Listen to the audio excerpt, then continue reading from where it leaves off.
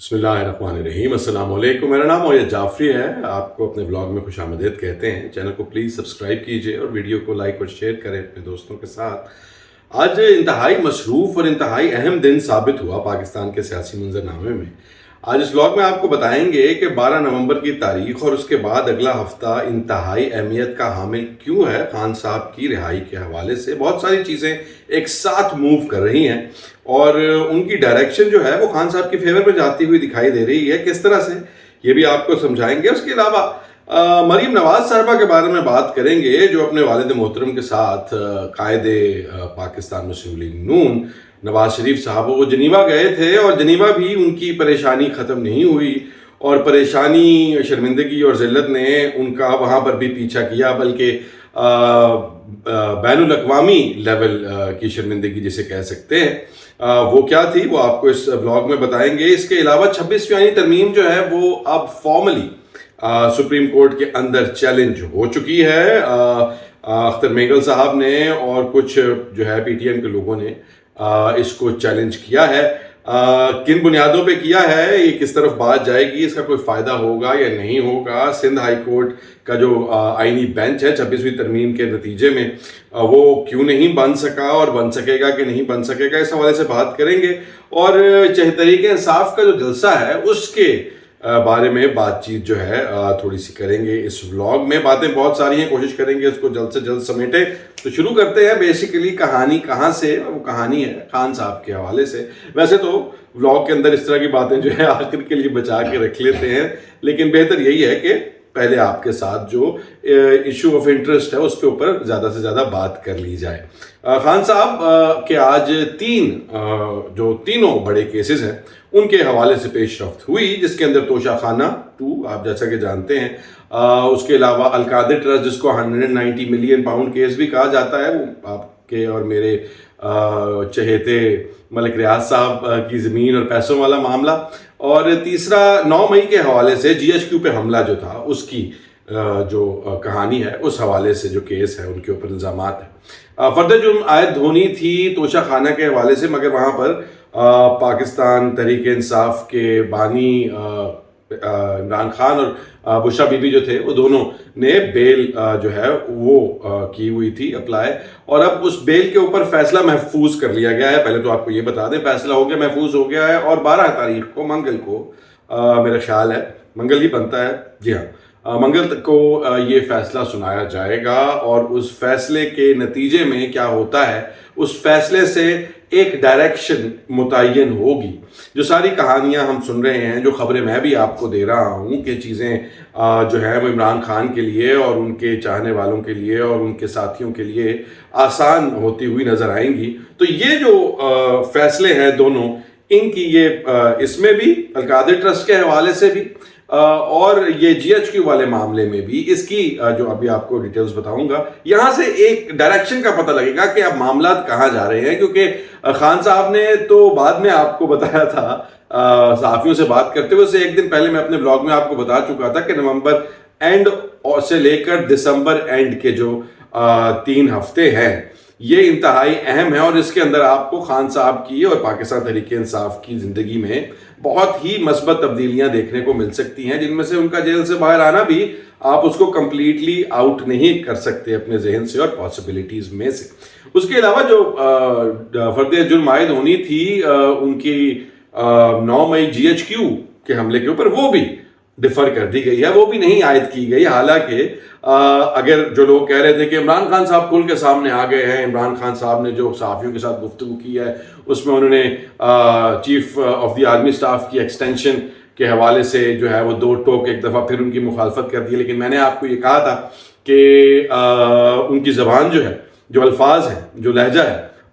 जो तरीक़ाकार है बात करने का, वो बदलता हुआ मुझे नज़र आ रहा है। उसमें तब्दीली है, उसमें कदरे कुछ हद तक नरमी है, उसमें सियासतदान नज़र आता है रादर दैन के कोई गुस्से में भरा हुआ शख्स। तो अगर आप पास्ट हिस्ट्री देखें, जब भी खान साहब ने इस तरह की कोई बात की है کہ وہ کھل کر کسی اسٹیپ کے بارے میں بولا ہے یا Pakistani establishment Pakistan chief of the army staff کے خلاف بولے ہیں تو اس کا آپ کو رد عمل فوراً نظر آتا ہے، وہ چاہے کسی پریس کانفرنس کی صورت میں ہو ISPR کی یا وہ کسی عدالتی فیصلے کی صورت میں ہو، آپ کو اس کا ایک دم ریاکشن نظر آتا ہے کہ جو کہ خان صاحب کو ایک دفعہ یاد دلائے کہ آپ ہمارے جو ہیں وہ پورے کنٹرول میں ہیں اور آپ بیک فٹ پہ ہو جائیں، اپنا سٹیپ بیک لیں، مگر وہ آپ کو ہوتا ہوا آج کی تاریخ میں نظر نہیں آیا، جبکہ خان صاحب نے کل ہی اس کی مخالفت کی ہے، مگر جس طریقے سے کی ہے اس سے معاملات مجھے کچھ مختلف ہوتے ہوئے نظر آ رہے ہیں۔ میں صحیح بھی ہو سکتا ہوں، غلط بھی ہو سکتا ہوں، مگر چیزوں کے جو ثبوت اور انڈیکیشنز ہیں وہ اسی طرف اشارہ کرتے ہیں۔ القادر ٹرسٹ کے حوالے سے بھی آج سوالات عدالت نے ان کو دے دیے، اور سوالات جب ان کو دے دیے ہیں تو اس کا جواب ہوگا، وہ جواب جمع کرائیں گے جو کی ہے اس کے اندر بھی بشرا بی بی نے اور عمران خان نے اپنی بیل جو ہے اپنی ضمانت اپلائی کی ہوئی ہے، تو اس کے بعد اس بیل کا فیصلہ ہوگا ان کے سوالات کے جواب دینے کے بعد، اور اس کے بعد فرد جرم عائد ہونے کی طرف بات جائے گی۔ مگر یہ سب کا سب جو ہے اب ایک دم وہ جو تیزی آپ ایکسپیکٹ کر رہے تھے کہ جی اب یہ ہو جائے گا اور خان صاحب کے خلاف یہ اور یہ اور یہ، وہ سب اب آپ کو ایک کچھ قدرے دھیما ہوتا ہوا دکھائی دے رہا ہے۔ ویسے 12 نومبر کا جو دن ہے اس کو آپ اگر مارک کر لیں اور اس کو انتظار کریں، اور وہاں سے آپ کو میں بتاؤں گا کہانی کہ اب کس جانب جاتی ہوئی نظر آ رہی ہے۔ ابھی تک تو جو سچویشن ہے وہ میں نے آپ کے ساتھ شیئر کر دی ہے خان صاحب کی اور PTI کے حوالے سے، اور PTI کی بات چل ہی پڑی ہے تو جلسے کے حوالے سے بھی بات کر لیتے ہیں۔ پچھلا جو ثوابی کا جلسہ تھا اس کو جیسا کہ آپ جانتے ہیں کہ اس کے اندر ایک بہت بڑا سوالیہ نشان یہ تھا، کہا جاتا تھا کہ جی لاجسٹکس کی انتظامیہ کی غلطیوں کی وجہ سے وہ اتنا بڑا نظر نہیں آیا جتنا کہ وہ بنیادی طور پر تھا۔ بہت سارے لوگ سڑکوں پر ہی رہ گئے، راستے جو تھے اس طرح سے مینج نہیں ہوئے، مگر اب تحریک انصاف کو ان تمام غلطیوں کو ان سے سیکھ کر ان کا ازالہ کرنا ہے، اور ثوابی میں اپنا جو ایک شو ہے پاور شو، وہ خان صاحب کی رہائی کے لیے اور خان صاحب کی اس بارگین کے لیے، خان صاحب کی جو یہ ساری کی ساری ایک پش فیکٹر اور پل فیکٹر، دونوں پش فیکٹر پل فیکٹر یہ ہوتا ہے کہ آپ اس طرح کی پوزیشن لیتے ہیں جس سے دوسرا آپ کی بات ماننے پہ تیار ہوتا ہے، اور پش فیکٹر یہ ہوتا ہے کہ آپ جو ہے اپنے پریشر سے، اپنے لیوریج سے، اپنی طاقت سے اس کو کسی بات پر آمادہ کرتے ہیں۔ تو خان صاحب دونوں استعمال کر رہے ہیں ابھی فی الحال۔ پش فیکٹر میں یہ جلسے، جلوس، موبلائزیشن ہے، تو یہ بہت امپورٹنٹ ہے، بہت زیادہ اہم ہے کہ ثوابی کا جلسہ جو ہے وہ ایک بڑا شو ہو۔ اب دیکھتے ہیں کہ کہانی کہاں سے کہاں تک جاتی ہے، کتنے لوگ ہوتے ہیں، مگر کہانی جہاں تک بات ہے وہاں پر ایک اور کہانی جو آپ کے ساتھ شیئر کرنی ہے وہ مریم نواز اور جناب محترم نواز شریف کی ہے، جو کہ علاج کی غرض سے جنیوا گئے تھے۔ اب جنیوا گئے تھے تو اس کا تو جنیوا کے ساتھ آپ کو پتہ ہے کہ جب آپ لفظ جنیوا بولتے ہیں تو آپ کے ذہن میں کیا آتا ہے؟ وہ آتا ہے اقوام متحدہ۔ تو اقوام متحدہ کے شہر میں جا کر کہتے ہیں نا کہ کسی دے گھر جا کے بندہ بےزتی کروائے تھے، وہ بہت ہی زیادہ پریشانی دی گل ہے۔ تو یہ وہاں پر پہنچے ہیں ماشاءاللہ، اور وہاں پر آگے سے اقوام متحدہ کمیٹی نے ایک اتنی ڈیمنگ رپورٹ، اتنی پریشان کن، اور اس قدر میں کہتا ہوں اب اردو میں کیا کہیں گے، انگریزی میں تو کہیں گے کہ جس scathing criticism آف پاکستان کے اندر خاص طور پہ جو ملٹری ٹرائل ہے سویلینز کا، اس کے خلاف انہوں نے بہت بولا، انہوں نے اس کو انتہائی بری طرح سے کنڈیم کیا، اس کی مخالفت کی، پاکستان کو کہا کہ کسی صورت جنیوا کنونشنز کے دائرے میں نہیں آتا، وہ تمام پاکستانی جو کہ اس وقت ملٹری ٹرائلز کے سویلینز جو ہیں ملٹری ٹرائل ہو رہا ہے وہ ختم ہونا چاہیے، ان کو ایک فری اینڈ فیئر ٹرائل کی اجازت ہونی چاہیے ہے، حق ہونا چاہیے ہے سویلین عدالتوں میں، اور جو سب کچھ پاکستان میں ہو رہا ہے وہ انتہائی قابل مذمت ہے اور اس کو ختم ہونا چاہیے ہے۔ اور یہ ملٹری عدالتوں کا جیسا کہ آپ جانتے ہیں معاملہ، کہ آپ کو تھوڑی سی یاد دلا دوں تاکہ آپ جو آج کل باتیں سن رہے ہیں اور ایک اوپینین بنا کر بیٹھے ہوئے ہیں کہ جسٹس یحییٰ آفریدی جو ہیں وہ تو بڑے بیوے بچے ہیں، یہ بات ہے 23 اکتوبر 2023 کی،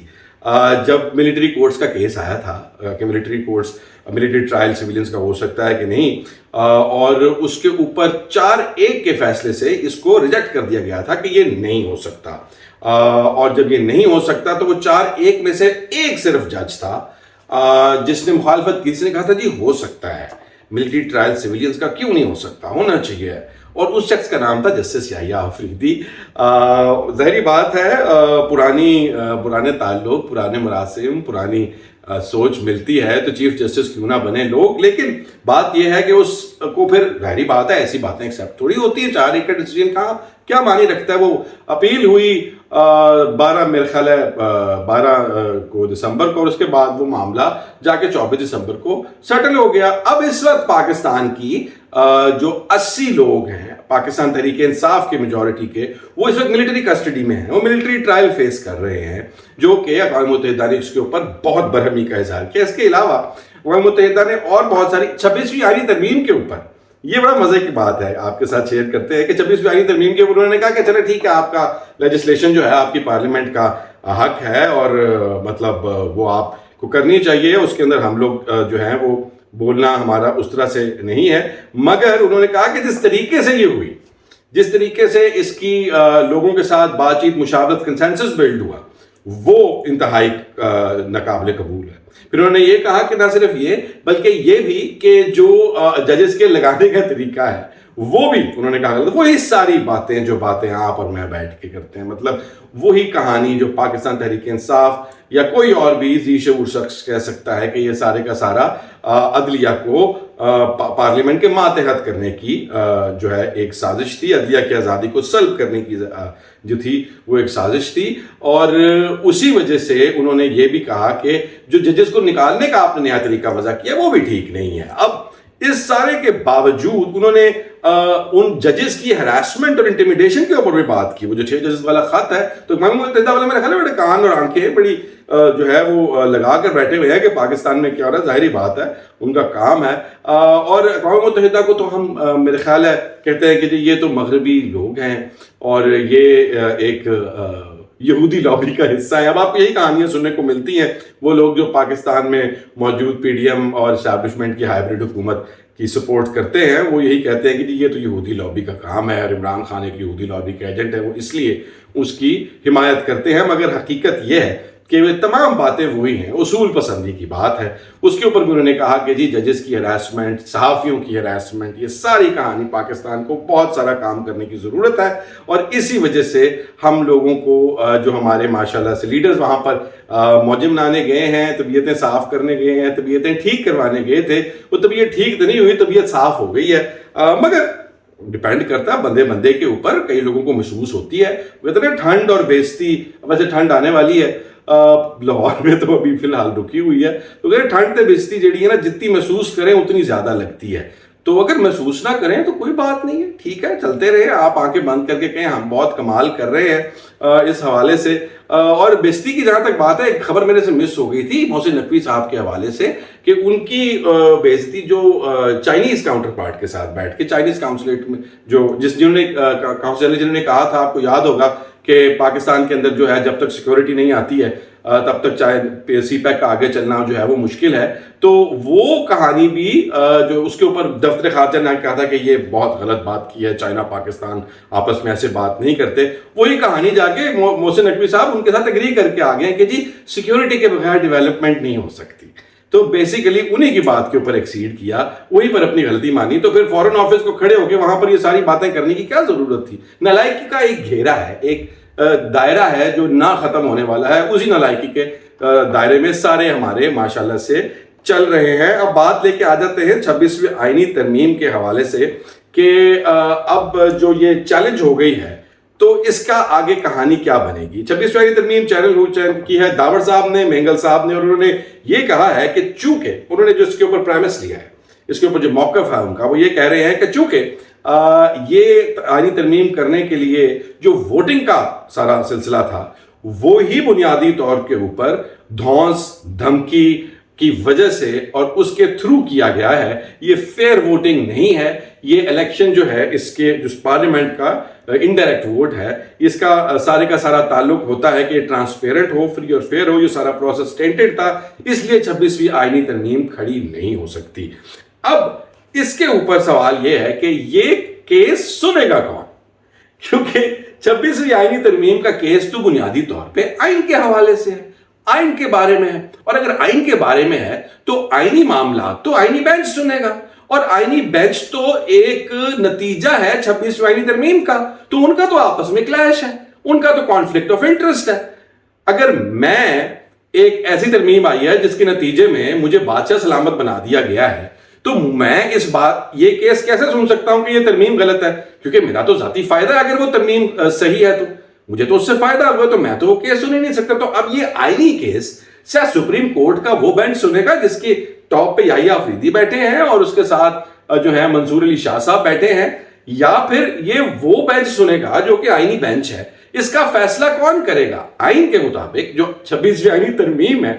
اس کے مطابق اس کا فیصلہ بھی وہی آئینی بینچ کرے گا جو اس 26ویں آئینی ترمیم کے نتیجے میں بنا ہے۔ تو یہ بالکل ویسے ہی ہے نا کہ میں دنیا کا سب سے عقل مند انسان ہوں۔ اچھا، یہ کس نے کہا ہے؟ میں نے کہا ہے، اوکے، اور یہ بات آج سے ایک قانون بن گئی ہے، جو اس قانون کو خالی کرے گا یا اس کی خلاف ورزی کرے گا اور یہ کہے گا کہ میں نہیں ہوں، اس کو سزا دی جائے گی۔ تو اس کے اوپر فیصلہ کون کرے گا کہ یہ بات ٹھیک ہے کہ نہیں ہے؟ وہ فیصلہ بھی میں کروں گا۔ تو یہ ایک می مائی سیلف اینڈ آئی والی کہانی ہے جس کی کوئی کسی صورت لیگل انڈرسٹینڈنگ یا کوئی لاجک نہیں بنتا ہے۔ تو یہ ساری جو سچویشن بنے گی، اس کے نتیجے میں جو گتھم گتھا ہے کہانی بن رہی ہے، میرا ذاتی طور پر خیال یہ ہے کہ جب تک یہ چیلنجز آنے تھے، اب اس وقت تو کانفلکٹ آف انٹرسٹ آئے گا۔ یہ کیس جو ہے یہ آئینی بینچ کسی صورت نہیں سن سکتا، مگر جو ہمارے اب